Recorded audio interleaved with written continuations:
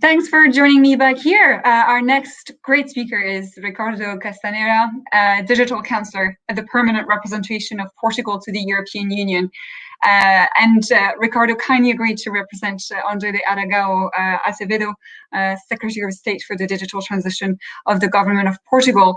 But we're delighted to hear from Ricardo, who's leading the next EU presidency's activities and agenda here in Brussels with great energy, I have to say. And so we'll hear a little bit more about what is Portugal's vision for European leadership in AI. And what do we need to get there? And how will Portugal make the best of its presidency to push forward these efforts being undertaken as the Commission will release its proposal in the spring? Ricardo, welcome, and thank you so much for joining us. We look forward to your talk. The floor is yours. Well, thank you. Thank you very much, Eliane. It's always a pleasure to make part of your events, and thanks for the invitation. Unfortunately, as you've said, our Secretary of State for the Digital Transition, he could not attend, but he asked me to share our views on AI. And let me start with some very brief words on the Portuguese priorities. And I can tell you that at the heart of the presidency's digital policy goals are three principles, which will broadly guide our national position also on the future framework for AI. First is that the digital transition is a strong driver of economic recovery and a unique opportunity to strengthen the single market. Then digital empowerment of citizens and businesses sustained by a trustworthy and ethical digital environment. And last but not the least, the need of enhance Europe's role as a global digital reference. Those are, I would say, in a nutshell, the three main principles that are absolutely linked with the Portuguese overall priorities for the upcoming 6 months. But then focus more on AI. Let me remind you all that Portugal co-signed with other 13 member states the D9 plus non-paper on AI. D9, just to remind, D9 plus is a like-minded group. And we've signed it with other 13 member states, which that document broadly reflects our views on AI.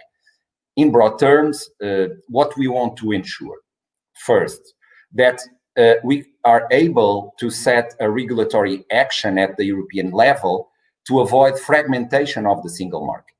And second, future-proof and flexible regulation. We should avoid excessive and unnecessary regulatory burdens, which could also hamper investment in innovation, especially for the SMEs and startups, while promoting high quality and trustworthy AI. We believe in Portugal that AI has the potential to bring about innumerable social and economic benefits, as became clear during all the COVID crisis, but also to fully embrace the vast potential of AI, the citizens and businesses need to trust. I reinforce the message, need to trust it. The EU was a pioneer and is now a global reference, for example, on data protection. And you've discussed a lot already on our events, data protection. We believe that we can also lead the way on AI if we set up a framework which boosts security, trust, innovation, and investment. But how to achieve these goals? We must ensure, first, an effective AI single market based on common principles, principles-based approach, and avoid, once again, fragmentation.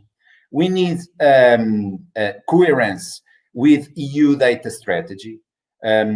We know that there is an European data strategy that has been presented last February.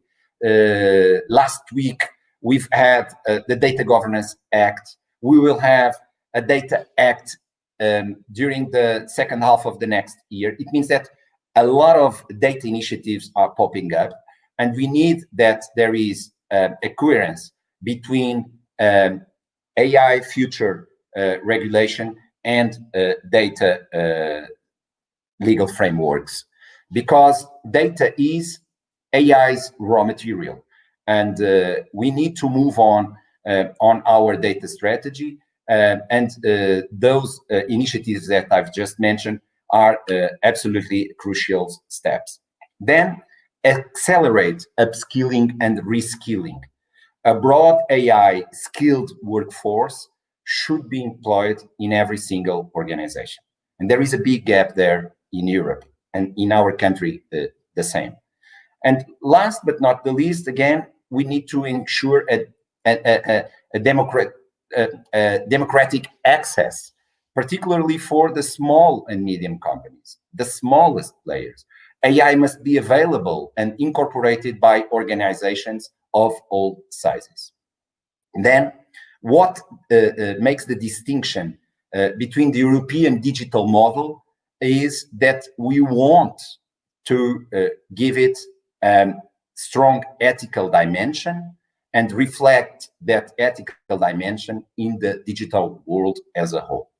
For us, there is a competitive factor, which makes the Union a trustworthy partner and makes it attractive for other regions to trade and invest, is that ethical dimension too. And there is a question. What the future framework should look like, you can ask. Well, Portugal believes that the future regulation should adopt a risk mitigation approach, especially when fundamental rights are at stake. We must look carefully to the definition of high-risk applications, as there are many different AI applications. For example, from mobility to health, it's different. But the definition of high-risk applications should be also evidence-based. We are very much in favor of setting up sandboxes. For example, in Portugal, we call it, in our AI Action national program, we call it free technological areas. It means that that's where data sets can be trained and AI solutions can be tested to evaluate risks and see where regulation is needed. And we have, I would say, quite sympathy for a pyramid approach. High risk at the top, low risk at the bottom, which requirements and responsibilities accordingly. But flexibility is also a key element, considering, moreover, the evolving nature of AI, because good rules today may not be fit for tomorrow's problems. In this light, voluntary schemes for low-risk applications seem to provide a good option. And we should not forget that AI is an evolving technology, and that's why flexibility and a learning approach are absolutely key aspects. But there are still some issues addressed by the stakeholders so far. We have already had a lot of meetings with stakeholders, with other colleagues from the Council, and there are some important issues that have been already addressed. For example, some mentioned the need to ensure algorithm transparency.